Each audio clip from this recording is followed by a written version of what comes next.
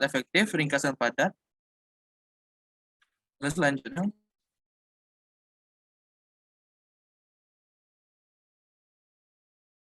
yang kelima, efisien.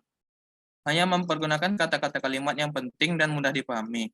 Yang keenam, objektif berdasarkan fakta, yaitu setiap informasi dalam kerangka ilmiah selalu apa adanya, sebenarnya dan konkret. Yang terakhir adalah sistematis, baik penulisan dan pembahasan sesuai dengan prosedur dan sistem yang berlaku. Next.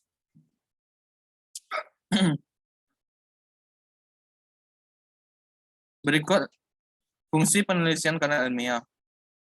Fungsi-fungsi dari penelitian karya ilmiah yaitu yang pertama, karya ilmiah berfungsi sebagai bahan rujukan atau referensi yang digunakan untuk persiapan dalam penelitian karya tulis maupun kegiatan yang bersifat ilmiah.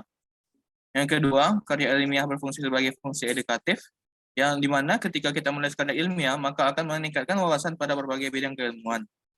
Yang ketiga, karya ilmiah juga berfungsi sebagai fungsi sentral. Maksudnya adalah bahwa karya ilmiah mampu memperluas wawasan kepada masyarakat.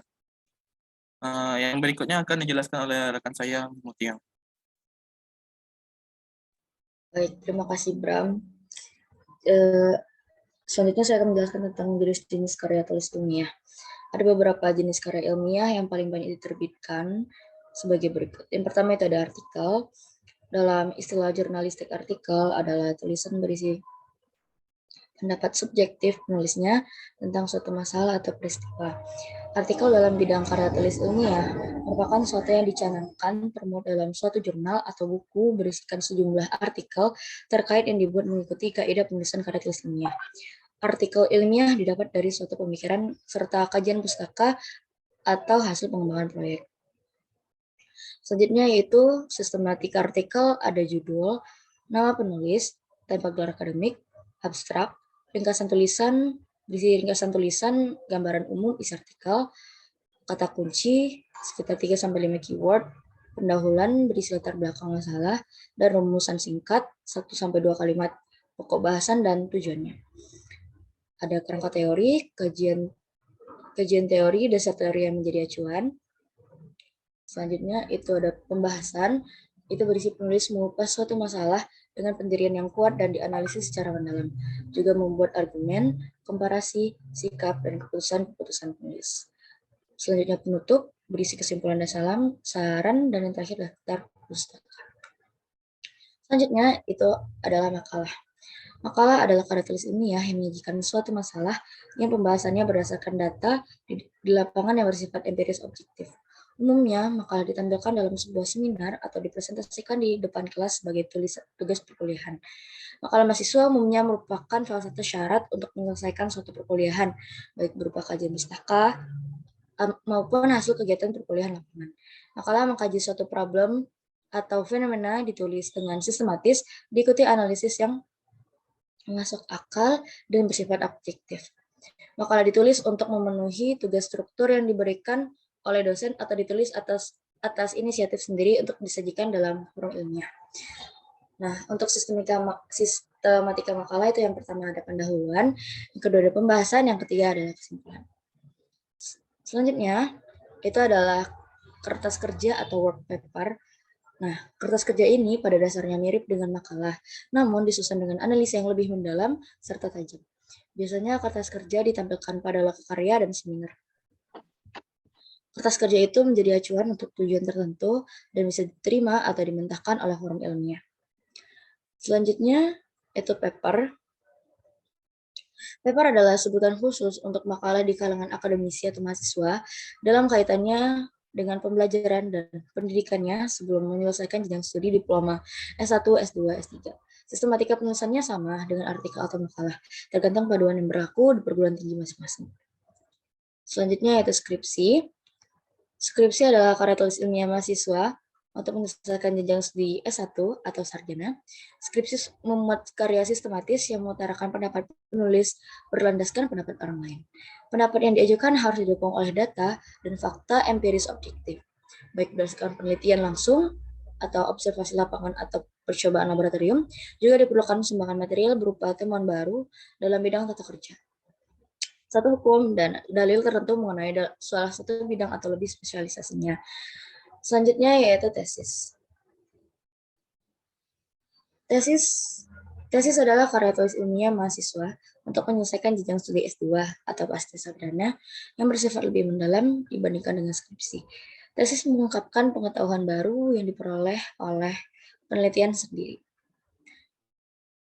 Selanjutnya, disertasi. Nah, disertasi ini disebut juga dengan PhD thesis, adalah karya tulis ilmiah mahasiswa untuk menyelesaikan jenjang studi S3 atau masih meraih gelar doktor atau DR yang mengemukakan suatu dalil yang dapat dibuktikan dengan penulis berdasarkan data dan fakta yang sahih atau valid dengan analisis yang terperinci.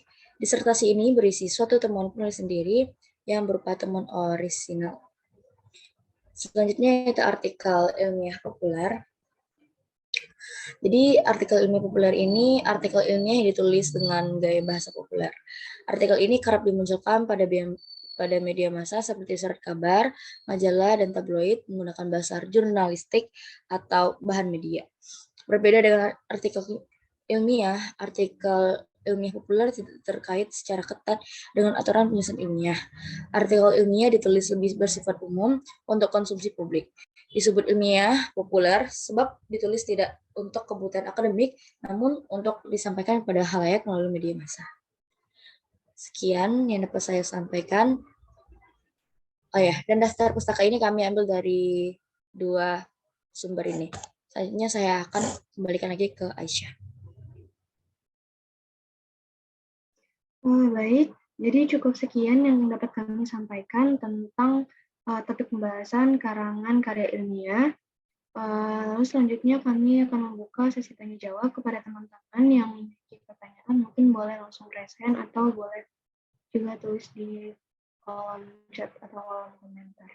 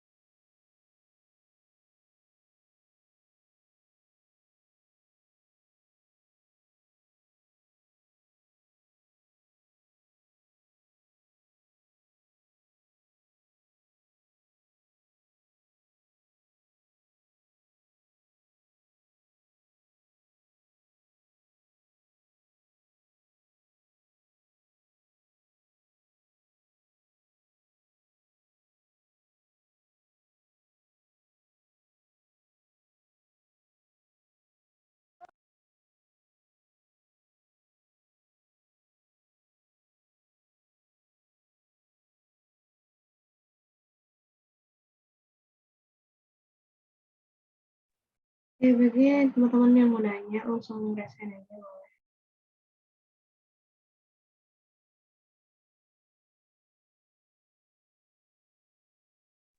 Oke, mungkin dipersilakan kepada Jasmine.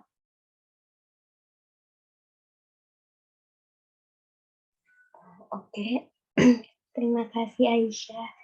Jasmine mau bertanya kan eh, contoh karya ilmiah itu ada skripsi, tesis, sama disertasi. Nah, masing-masingnya itu sebagai tugas akhir dari mahasiswa. Kalau skripsi itu S1, tesis untuk S2, dan disertasi itu untuk S3. Nah, sebenarnya apa aja sih perbedaan dari skripsi, tesis, dan disertasi itu? Apakah ada eh, dari struktur penulisannya ada perbedaan juga atau gimana?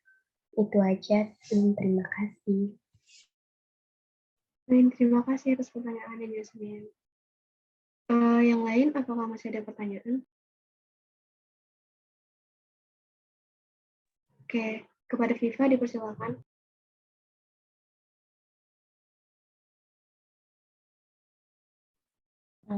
Baik.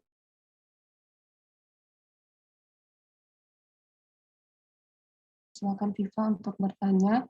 Viva izin bertanya tentang paper dan skripsi ini. Apakah perbedaan spesifik antara skripsi? Karena pada paper ini kan sudah dijelaskan bahwa paper itu adalah untuk makalah di kalangan akademisi, mahasiswa, kaitannya dengan pembelajaran dan pendidikan sebelum menyelesaikan jenjang studi. Apakah skripsi, tesis, dan disertasi itu termasuk ke dalam paper? Terima kasih. Assalamualaikum warahmatullahi wabarakatuh. Waalaikumsalam. Terima kasih, Viva.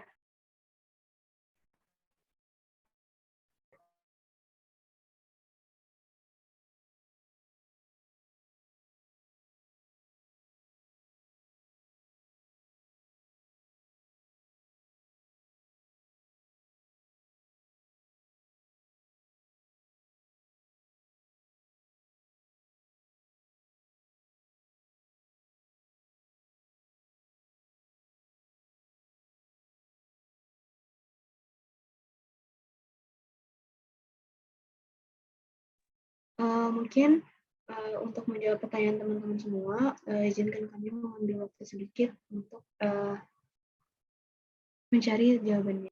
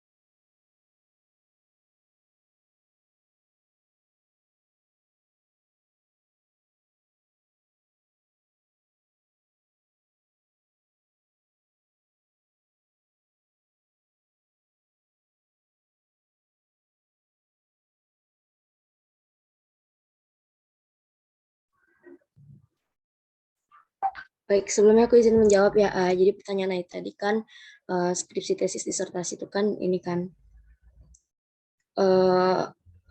apa sih kayak tugas akhir di setiap jenjang mahasiswa itu kan. Bentar guys.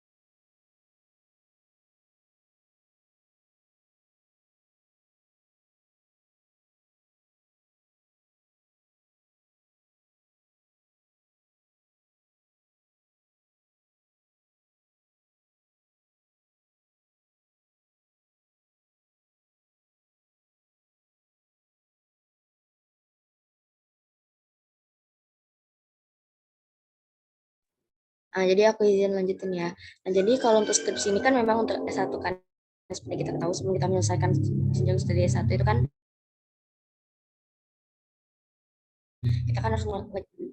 Nah, berdasarkan yang udah aku jelasin tadi di PPT mungkin aku masukin yang paling penting aja. Jadi kalau untuk deskripsi ini kita tuh menulis karya ilmiah juga kurang lebih.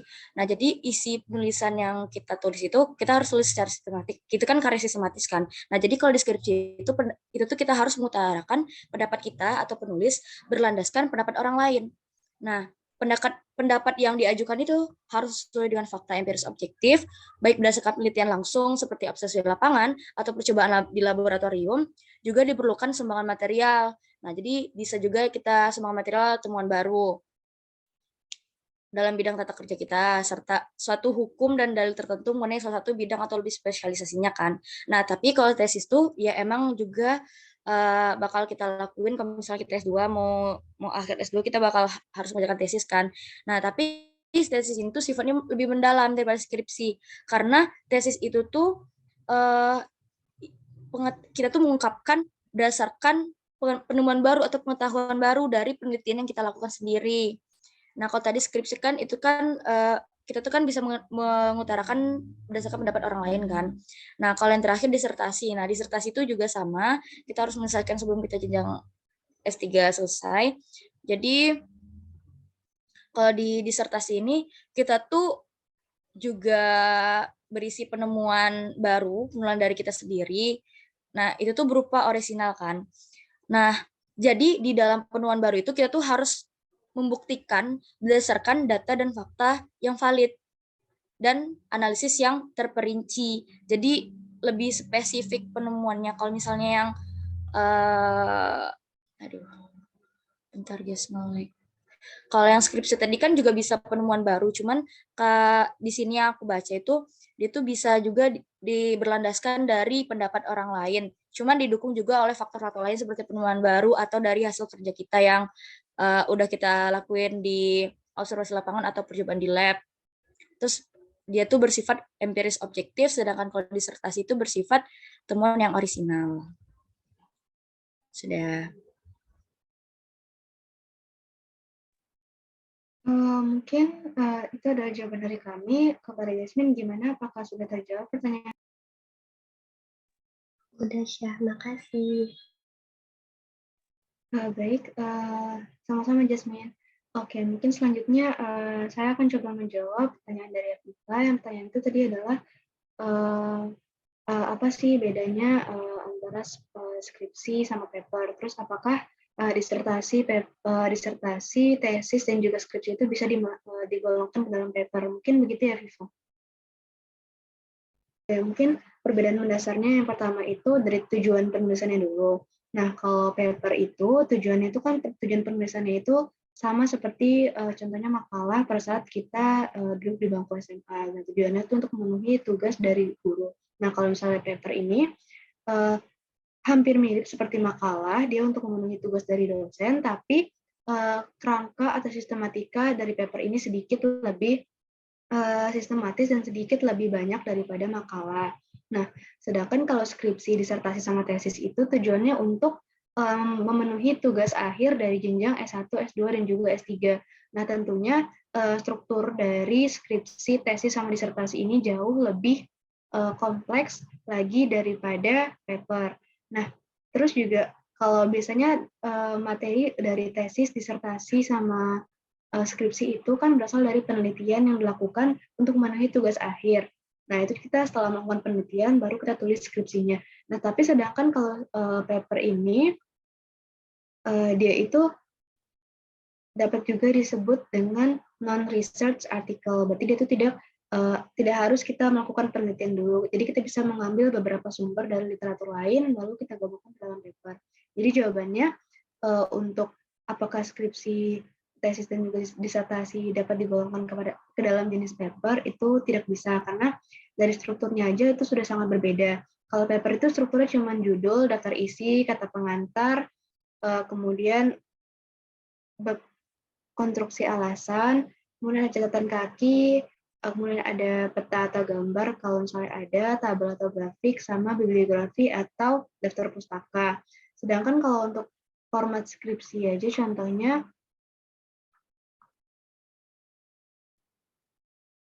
kalau skripsi itu ada bagian awal itu ada sampul, halaman persetujuan, kemudian bagian utamanya itu latar belakang, rumusan masalah, tujuan penelitian, manfaat penelitian, definisi atau istilah-istilah yang digunakan, ada kajian pustaka, hipotesis, metodologi penelitian yang digunakan, kemudian bagian akhirnya yang berisi daftar pustaka dan juga lampiran.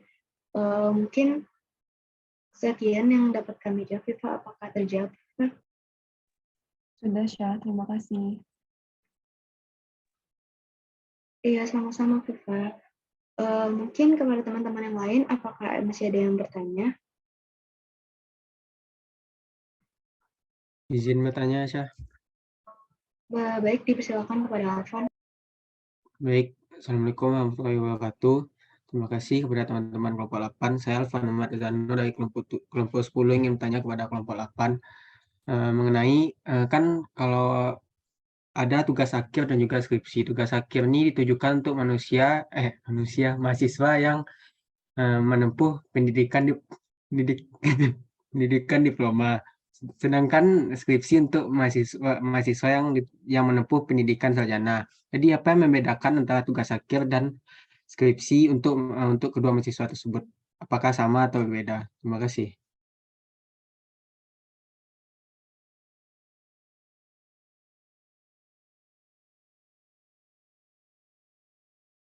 Baik, terima kasih kepada Alvan atas pertanyaan.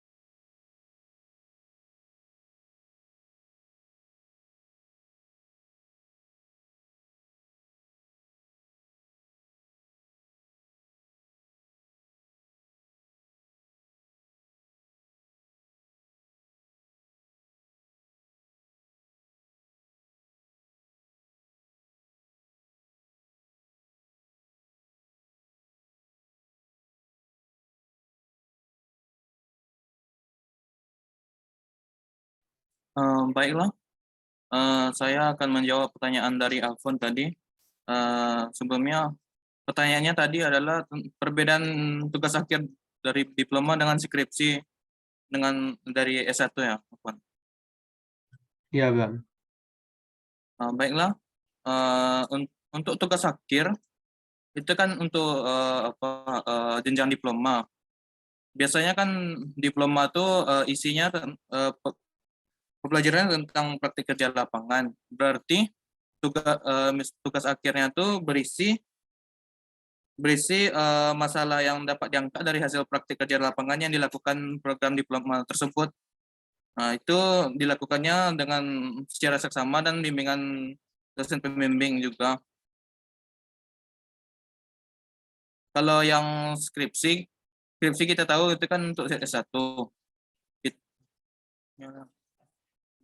Untuk S1 ya kan, kita juga dibimbing oleh dosen skripsi, tapi kita kan lebih ke berdasarkan informasi-informasi dan teori-teori dari yang lain. Kita lebih dituntut untuk membuat bentuknya dulu. Kan kita belum membuat ide yang baru seperti S2 ataupun S3. Jadi kita yang S1 ini masih belum sedetail untuk S2 dan S3. Kalau saya menjelaskan bedanya dengan diploma berarti Kalau diploma lebih ke pembelajaran mereka berdasarkan praktik lapangan mereka. Kalau yang S1 berdasarkan kita yang pelajari selama sarjana satu tersebut. Bagaimana menurut Afwan, apakah masih kurang jelas? Oke, Bang. Terima kasih, Bang. Baik. Baik, kepada teman-teman, apakah masih ada yang bertanya lagi?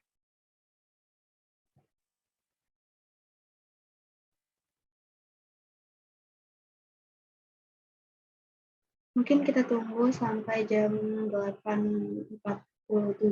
Kalau misalnya nggak ada yang bertanya lagi, mungkin bisa kita cukupkan untuk menyampaikan materi pada hari ini.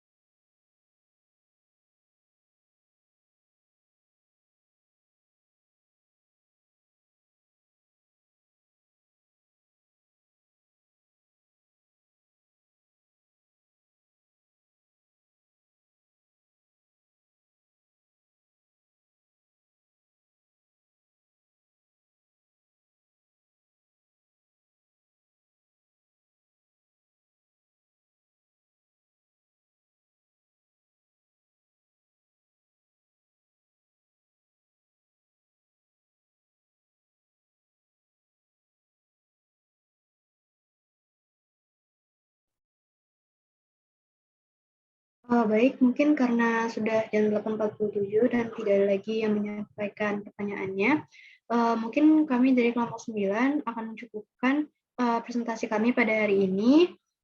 Terima kasih kepada teman-teman yang sudah bertanya, dan terima kasih kepada teman-teman yang sudah menyimak. Kami tutup presentasi pada hari ini. Lebih dan kurangnya kami mohon maaf. Wabillahi taufiq wal hidayah. Wassalamualaikum warahmatullahi wabarakatuh. Selanjutnya saya kembalikan lagi kepada Widya.